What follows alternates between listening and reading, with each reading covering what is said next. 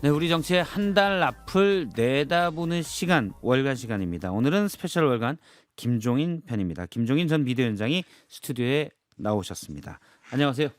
안녕하세요. 예. 예, 지방선거가 42일 남았습니다. 여야의 비대위원장도 하셨고 선거 전략 또 정책 다 모든 게 우리나라의 어떤 원로로 평가받으시는데 이번 선거 판세는 어떻게 보십니까? 내가 보기에는 뭐 이미 판세는 대개 뭐 결정이 나지 않았나 이렇게 생각을 해요. 예, 지금 현재 소위 국민의힘이 지방선거를 앞두고 하는 모습을 볼 것 같으면은 예, 솔직히 얘기해서 내가 사실은 과거 우리나라에 선거를 앞두고서 정당이 오를 것 같은 국민의힘의 모습은 처음 보는 일이에요. 처음 보는 일이에요. 예, 이게 사실은 이 선거를 앞두고 당이 저렇게 지리멸렬을 해가지고서 예, 내부적인 이제 단합을 못하고서 선거에 임한다는 것이 그게 나면 정상적이라고 보질 않아요. 정상적인 모습이 아니다 지리멸렬다라고 하셨는데 구체적으로 어느 면이 가장 이게 말이 되라고 보십니까? 아니 그러니까 당 대표와 예. 지금 지자체 선거에 이 부분 후보자들 사이에 있어서의 일체감이라는 게 전혀 없잖아요. 예, 그 중에서 제일 중요한 지금 서울시장 후보, 부산시장 후보 이런 사람들이 당 대표에 대한 신뢰가 전혀 없는 거예요. 그리고 사실은 이 수도권이라는 데가 사실은 대한민국 정치의 가장 중요한 곳인데 예, 서울과 경기도라고 하는 데는 서로 연계관계를 가지고서 선거가 이루어져야만이 정당이 승리를 가져올 수 있는데 지금 솔직히 얘기해서 경기도 같은 데는 국민의힘에 마땅한 후보감이 없잖아요. 예, 어? 그리고 지금 서울의 경우에도 오세훈 시장이 그동안에 유일한 소위 국민의힘의 후보라고 생각을 했는데 그것도 그동안에 오세훈 시장을 그냥 여러 가지 측면에서 공격을 해가지고서 좀 곤란하게 만드는 그런 행위를 갖다가 당에 하지 않았어요. 오히려 당이 오세훈 후보를 생채기를 냈다 이런 말씀이시군요. 그렇죠. 그러니까 이제 오세훈 후보가 지금 후보로 확정이 돼가지고서 지금 본인 스스로가 얘기하는 것도 그러는 거 아니에요. 독자적인 선대위 구성을 해가지고서 당과는 별도로다가 저희 개인기로다가 선거를 끌어가겠다고 생각하는데 당이 아무런 소위 도움이 되지 못한다고 할 것 같으면은 뭐 어떤 결과가 나올 거라는 거는 상상할 수밖에 없잖아요. 예. 구체적인 혹시 숫자로 말씀해 주실 수가? 예, 광역단체장만 놓으면 16개가 있는데요. 내가 보기에 지금 16개가 있는데 2018년 상황보다 더 나쁜 상황이 전개되지 않겠나 이렇게 생각을 해요. 그때는 3, 예, 2 플러스 1이었죠, 사실상. 그러니까 2018년에 예, 두 군데 그 대구, 국민 경북. 당시에 소위 지금 현재 국민의힘이 대구하고 경북 하나 예. 두 군데 얻고는 다 치는 거 아니었어요. 예. 그럼 비슷한 상황, 그것보다 나빠질 것이다라는 말씀. 그 나빠진다는 얘기가 뭐냐면 지금 대구도 상당히 좀 위험한 그렇죠. 이런 상황에 있으니까 예, 잘못하면은 대구도 뺏기고 날 것 같으면은 아주 국민의힘은 굉장히 어려운 입지에 처할 수밖에 없지 않느냐 이렇게 생각을 해요. 예. 지금 당 지도부와 각 지방선거에 나온 후보들 간에 이렇게 일체감이 없는 선거는 못 봤다고 하는데 이거는 누구 책임이 크다고 보십니까? 이거는 뭐 근본적으로는 당 대표의 책임이 크다고 보는 거죠. 예. 장동혁 당 대표가 최소한도 선거를 앞두고 앞으로 예. 선거의 모습이 어떻게 될 거라는 것은 스스로 판단해야 할 거 아니에요. 근데 본인이 전혀 그런 인식이 없는 거예요. 예. 그러니까 막연하게 당 대표 자리를 유지하는데 모든 소위 노력을 다 하는 거기 때문에 뭐 당의 진로에 대해서는 별로 큰 관심이 없는 것 같아요. 야, 당에 이번에 사실은 8박 10일로 미국 워싱턴을 장동혁 대표와 김민수 최고위원 그리고 몇몇 의원이 방문해서 논란이 좀 됐어요. 근데 지방선거를 이렇게 코앞에 두고 방미, 그것도 미국의 이렇다 할 인사를 만난 것 같지도 않습니다. 이것도 전에 못 보던 모습입니다. 그런 거죠. 그러니까 사실은 이건 장동혁 대표의 판단 능력에 달려 있는 건데 예. 과연 지자체 선거를 앞두고서 미국을 방문하는 것이 과연 옳은 것이냐 하는 거는 본인이 판단했어야 했을 거예요. 예. 그러면 가서 무슨 성과를 거둬왔느냐. 본인은 뭐 외교관계니까 말을 못하고서 다 그건 비밀으로 붙이겠다고 그러는데 그거를 믿을 사람이 누가 있겠어요.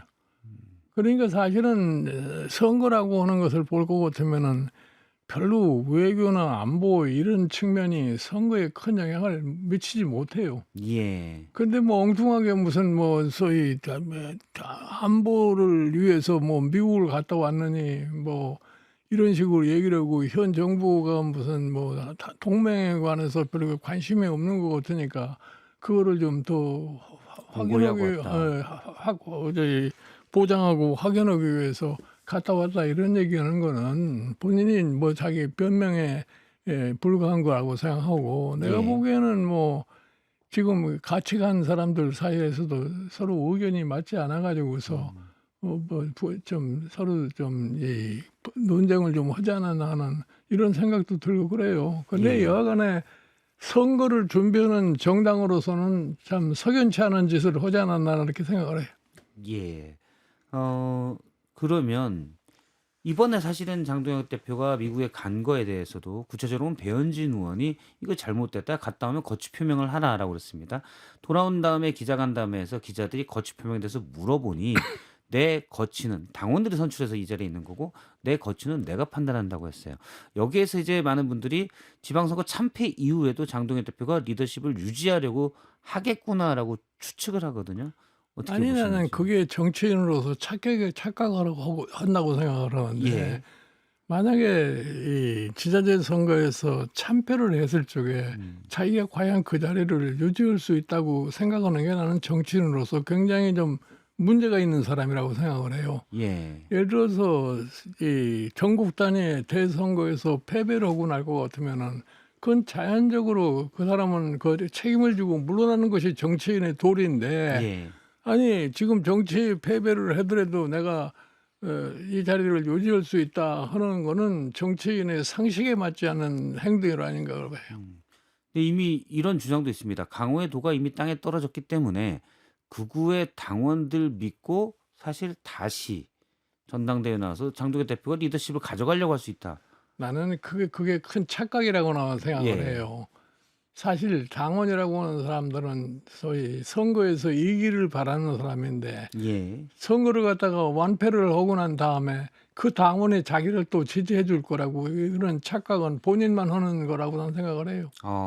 아무리 당원들이 일부 당원들이 뭐 극우화돼 있어서 극우 성향의 당원 비중이 높다고 해도 선거에 진 수장은 받아들이지 않는다는 아니 그건 나는 말씀이시네요. 그렇게 생각을 해요. 그리고 어. 본인 스스로가 예. 소위 정치인의 양심을 가지고 있다고 생각할 것 같으면은 선거를 패했으면 당연히 물러난다는 것이 그게 상식이 아니에요, 상식. 예. 알겠습니다. 그러면 새로운 리더십이 과연 있냐라는 질문도 나옵니다. 물론 제가 지금 여쭤보는 질문들이 마치 이제 국민의힘이 완전히 참패할 거다는 걸 전제로 하는 것 같지만 어느 정도 패배할 것이라고 보는 전망들이 많기 때문에 그 가정으로 말씀을 드립니다. 근데 만약 그런다면 새로운 리더십이 과연 적절하게 있냐라는 아니 그러니까 나는 주장도 나와요. 솔직히 얘기해서 내가 심히 걱정하는 바가 바로 그런 점이에요. 예. 과연 국민의힘이 이번 선거에 패하고서 새로운 리더십을 갖다가 발휘할 수 있는 어떠한 중심이 될 수 있는 인물이 지금 나올 수 있겠느냐. 예. 만약에 그것이 불가능해 가지고서 저희 국민의힘을 다시 재건하지 못한다 할 것 같으면 2년 후에 총선이 더 어렵습니다. 그러면 2년 후에 총선이 지금 국민의힘이 지금과 같은 의석 정도를 얻어 가지고는 내가 보기에는 대한민국 민주주의 발전에 내가 큰 장애 요인이 있다고 생각을 해요. 장애 요인이 될 예, 거다. 그러기 때문에 이 국민의힘은 그런 점을 좀 명심을 하고 어떻게 하면은 이 지자체 선거를 설사 패한다 할지라도 당을 다시 빨리 재건해 가지고서 2년 후에 선거를 대비할 거냐 하는 이런 준비 절차에 들어가지 않으면은 영원히 나는 희망이 없다고 생각을 해요. 예. 근데 구체적으로 그 누가 어떻게 할 수지에 대해서 지금 일각에서 나오는 얘기는 이른바 당을 뒤에서 조종했던 언더찐윤들이 사실은 언더찐윤들이 장동혁 대표도 밀었고 장동혁 체제 이후에도 그분들이 힘을 발휘해서 비슷한 사람을 밀 거다 뭐 이런 얘기도 아니 나와요. 내가 보기에 그렇게 된다는 것 같으면은 희망이 없어요. 음. 내가 보기에 현재 지금 이제 국민의힘의 중진 의원들 중에서 과연 당을 수습할 수 있는 인물이 나오겠느냐. 예. 그거에 대해 나는 굉장히 회의적이에요. 없다는 말씀이시군요. 예, 솔직히 얘기해서 내가 지난 2021년에 서울시장 보궐선거 끝나고 그 다음날 당을 나와버렸는데 예. 그때 나왔던 이 계기가 왜 그렇게 되냐 할 같으면은 당을 아무리 들여다봐도 대표감도 없고 대통령 후보감도 없고 그래요. 예. 근데 지금은 그때보다 상황이 더 나빠진 것 같아요. 예를 들어 안철수 의원은 안 됩니까? 내가 보기에 뭐 안철수 의원 본인은 뭐 할 수 있다고 생각할지 모르지만 그분이 지금과 같은 소위 국민의힘의 내부 사정에서 본인이 당에 그렇게 큰 뿌리도 없는 사람이 과연 당을 수습할 수 있을 것인가에 대해서 난 굉장히 참 회의적을 입장이. 만일에 지금 선거는 뭐 돼봐야 결과를 봐야 알겠지만 오세훈 현 시장이 만일에 서울시장에 진다. 그러면 다시 당권을 잡는 일에 구심점이 될 수 있을까요? 오세훈 시장이 서울시장이 되면은 시장으로서 소위 당권을 잡기는 굉장히 어려울 거예요. 그러니까 시장이 만약 안 되면요. 안 되면은 뭐 더군다나 뭐 그건 불가능하다고 생각한 거죠. 한동훈 전 대표가 사실은 제명당에서 무소속으로 지금 부산 북갑에 나가 있는 부산 북갑에 출마했는데 그것과 상관없이 그러니까 당부와 떨어지든지 붙든지 상관없이 국민의힘의 구심점이 될 수 있습니까? 당 밖에 있는데 현재는. 이제 그거는 국민의힘에 지금 있는 사람들이 한동훈 대표를 어떻게 다루느냐에 달려 있을 거예요. 국민의힘에서 사실 한동훈 대표가 만약에 부산에서 당선이 돼서 올라올 것 같으면은 예. 국민의힘에서 다시 영입을 해가지고서 소위 당을 수습할 수 있는 그런 계기를 마련해 줄 수도 있지만 그게 그렇게 쉽게 되리라고 생각하지 않아요. 쉬울 것 같지 않다. 한동훈 전 대표 얘기를 잠깐 해보면 부산 북갑에 지금 출마하겠다고 했습니다. 아직 보궐이 최종 확정되지는 않았지만 민주당에서는 4월 29일 날 다 일괄 사퇴하겠다고 했기 때문에 보궐은 열릴 걸로 보이고 부산 북갑에 한동훈 전 대표는 출마할 걸로 보이는데 잘한 선택입니까? 뭐 나는 뭐 잘한 선택인지 잘못된 선택인지 거기에 대해서는 얘기하기가 어렵고 예. 나는 개인적으로 봤을 적에 이번 소위 지자체 선거 때 보궐선거에 출마를 안 했으면 하는 내가 그런 소위 얘기를 그 했었는데 말씀하셨죠. 예. 예, 본인이 뭐 적극적으로 소위 보선에 출마하려는 의지를 가지고서 지금 부산 북구갑에 가서 있는데 지금 현재 상황을 볼 것 같으면 그렇게 전망이 나쁘지는 않은 것 같아요. 나쁘진 않은 것 예, 같습니다. 그런데 내가 보기에 뭐 지금 국민의힘에서 5억 이루다가 거기다가 공천을 해가지고 한동훈이 낙선 운동을 하려고 지금 하는 그런 소위 모습도 보이고 있는데 예. 내가 보기에는 한동훈 지금 전 대표는 일단 하여튼 재보궐선거에 출마를 결심하고 갔기 때문에 무슨 다른 사람들에 대해 신경을 쓰지 말고 오로지 자기가 선거를 어떻게 이길 것인가 하는 것에 대한 전력을 다하는 그런 방법밖에 없다고 봐요. 부산 북갑에서요. 예. 예. 사실은 뭐 출마 확정되기 전이지만 꽤 오래전에 실시했던 여론 다자대결 부산 북갑 여론조사에서는 이렇다 할 두각을 나타내지 못했기 때문에 또 부산 북갑이 부산에서도 가장 민주당에게 좀 유리한 지역구였기 때문에 어려울 거다라는 전망도 많거든요. 근데 위원장님은 일단 나쁘지 않다라고 보셨네요. 내가 보기 현재 상황으로 봐서는 그렇게 나쁘지 않아요. 예를 들어서 민주당에서 어느 후보가 나올지 내가 모르겠는데 예. 민주당도 솔직히 얘기해서 뭐 마땅한 후보감이 없는 것 같아요. 거기. 현재까지는 하정우 AI 수석이 나올 가능성이 큰 걸로 분석되고 있습니다. 글쎄 뭐 하정우니 나간다 수석이 나간다고 그래도 그 사람도 정치인으로서 인지도가 그렇게 많지 않은 사람이기 때문에 예. 내가 보기에 그 사람이 꼭 될 수 있다는 그런 보장도 없어요. 부산은 그러면 최소한 북구갑이요. 최소한 3자 구도는 될 거라고 보시는 거죠. 국민의힘에서 뭐 무공천하거나 또는 단일화하거나 그럴 가능성은 내가 보기에는 지금 장동혁 대표가 있는 한은 무공천이라는 거는 나는 불가능하다고 생각하고 예.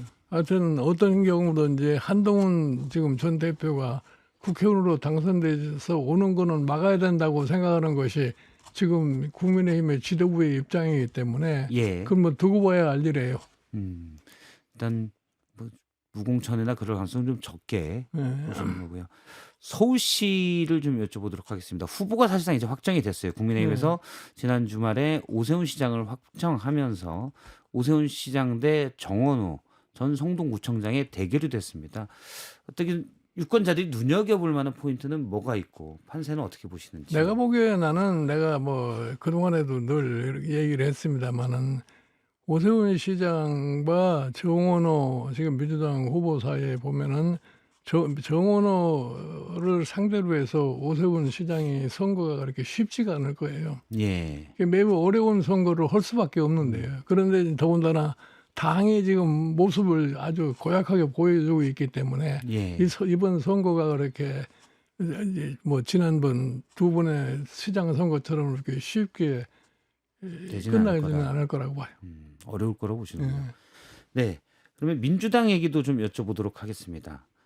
앞서 이제 조승래 민주당 사무총장 인터뷰를 했었는데 일단 김용 민주연구원 부원장에 대해서는 당내에서 부정적인 의견이 좀 많다. 2심까지는 유죄 판결을 받았습니다. 대법원 재판 중에 현재 보석 중이고요.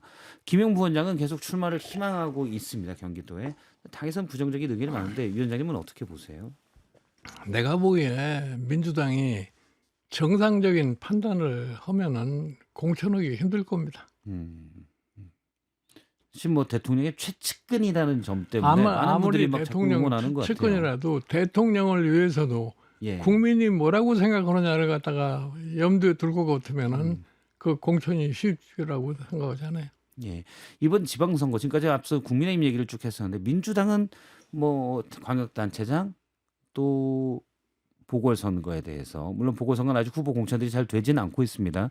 일부 광역단체장 공천 과정에서는 친척만 챙겨주는 것 아니냐는 얘기도 좀 있었고 근데 전반적인 공천 작업은 어떻게 평가하고 계십니까? 내가 보기에 뭐 전반적인 공천 작업이라는 게 경선을 통해서 이루어진 거기 때문에 예. 그 자체에 대해서 민주적인 절차를 갖다가 지킨 인상 뭐라고 얘기할 필요가 없다고 봐요. 예, 크게 얘기할 필요가 없다. 이재명 정부에 대한 평가도 좀 여쭤보면 뭐 이재명 대통령은 지금까지 별로 이렇게 큰 과오가 없이 잘 운영이 됐다고 나는 생각을 하고 예. 그렇기 때문에 최근에 여론조사도 그걸 갖다가 반영하지 않나 이렇게 생각을 해요. 과오가 없이 특히 이제 중동 전쟁 미국이 2월 28일인가요? 거의 2월 말쯤에 전격적인 폭격을 하면서 시작이 됐는데 전쟁 경제적으로는 전쟁 추경이 있었고요. 또 외교적으로는 뭐 미국과 일정 정도 거리를 적절히 유지했다. 파병 문제 등에 대해서는 이런 것도 있고 또 뭐 중간 국가로서 화상회의 참석 이런 부분도 있었습니다. 중동 전쟁 관련된 대응에 대해서는 아니 근데 지금 사실은 우리 트럼프 대통령은 예측하기가 굉장히 어려우신 분이에요. 예. 그러니까 사실은 전쟁을 시작한 사람도 트럼프 대통령이고 그렇기 때문에 전쟁을 끝내는 것도 트럼프 대통령의 의중에 달려 있다고 나는 이렇게 생각을 해요. 예. 근데 이번 전쟁이라는 것이 단순한 이란과의 전쟁이 아니라 세계 경제와의 전쟁을 또 하고 있는 거예요. 이걸로 인해 가지고 세계 경제가 굉장히 큰 충격 속에 빠져 가지고서 예. 잘못될 것 같으면 전 세계가 하나의 경기 침체 상황으로 빠지지 않겠느냐 이런 염려가 되기 때문에 예. 그런 점에서 우리가 그러면 이런 상황에서 어떻게 잘 대처를 할 수 있느냐 하는 것을 지금 가장 염두에 두고 생각을 해야 되는데 뭐 현재까지 뭐 정부가 여러 가지 측면에서 물가 상승 등등을 해가지고 많은 관여를 많이 하고 있는데 일시적으로는 뭐 그럴 수밖에 없지 않느냐 이렇게 생각을 해요. 그런데 이것이 오래 간다고 생각할 것 같으면 중장기적으로 경제 정책의 방향을 어떻게 설정한가를 재설계해야 되지 않나 이렇게 봐요.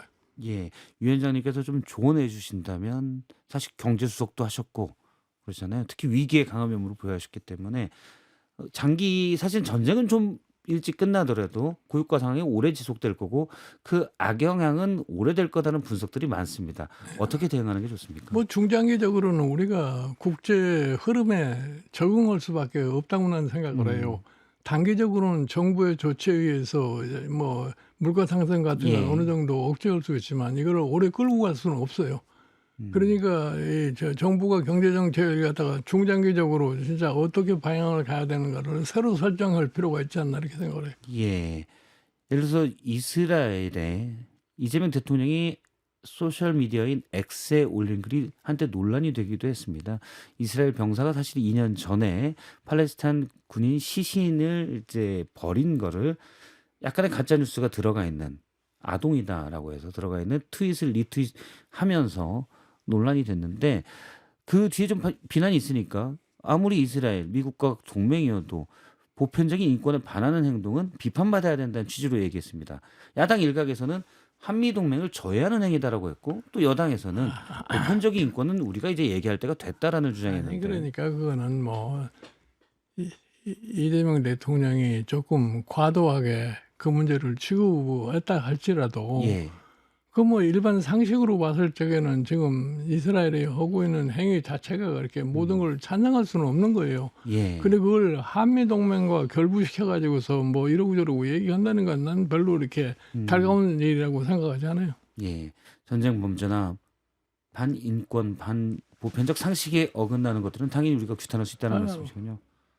예, 지금 전 세계가 다 그렇게 움직이고 있는 거 아니에요? 그렇죠. 네. 예, 알겠습니다. 이 부분 최근에 나온 얘기인데 이슈가 되세요. 정동영 전 장관이 북한 구성에 우라늄 농축 시설이 있다라고 한 달 전 국회에서 한 얘기를 두고 일부에서는 이제 미국이 우리가 제공한 정보로 취득한 내용인데 이걸 왜 공개된 장소에서 얘기하냐? 아, 한국과 정보 공유 못 하겠네. 이런 태도를 보이고 있다라고 하면서 정동영 전 장관에 대해서 야당에서 특히 어제 뭐 성일종 위원장이 국방위원장이 한 얘기입니다. 이건 한미동맹에 해가 되는 일이다라고 얘기를 하고 그건 있습니다. 양쪽의 입장 차가 좀 있는 것 같아요. 예, 정정용 장관은 이미 공개된 정보를 갖다가 얘기한 거라고 얘기를 하고 있고 미국은 또 달리 해석하고 있기 때문에 예, 그거를 너무나 과대하게 평가를 해가지고서 서로 싣고받고 하는 이런 건 안 하는 것이 나는 현명하다고 생각해. 알겠습니다. 워낙 우리 사회에 어떤 좋은 길을 제시해 주기 때문에 제가 막 자꾸 이것저것 여쭤봅니다. 끝으로 하나 여쭤보겠습니다. 이 부분 아마 많은 분들이 헷갈릴 수도 있을 것 같아요. 지금 국회에서는 검찰의 조작 기소에 대한 국정조사, 검찰의 조작 기소 진상규명 국정조사가 열리고 있습니다. 일부에서는 이재명 대통령 관련돼서 경기지사일 때 또 대표일 때 수사들이 검찰이 어떻게든 엮어내려고 거짓, 조작 또는 불법적 회유가 있었다는 주장이고 또 일부에서는 아니다. 이재명 대통령과 또 일부 인사를 공소 취소하기 위한 지금 사법에 대한 압박이다. 뭐 여야 의견이 이렇게 갈립니다. 위원장님은 어떻게 보십니까? 나는 그 문제는 양쪽이 서로 자기의 입장을 갖다가 뭐 이제 대변하는 거기 때문에 예. 그 자체에 대해서는 내가 뭐라고 얘기를 할 수가 없어요. 그러나 나는 정치권이 명심해야 할 게 뭐냐면 국민이 어떤 시선으로 그거를 바라보고 있느냐 예. 이거를 좀 냉정하게 판단을 갖다 해가지고서 그런 일을 추진하는 것이 정상이 아니겠냐 이렇게 생각을 해요. 예. 알겠습니다. 예.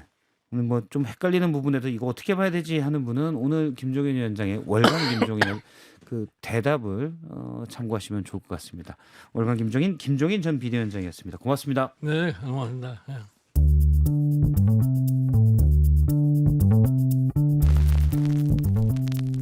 박성태의 뉴스쇼는 여러분의 참여를 기다립니다. 구독과 좋아요, 댓글 잊지 않으셨죠? 평일 아침 7시 10분 실시간 라이브도 참여하실 수 있습니다.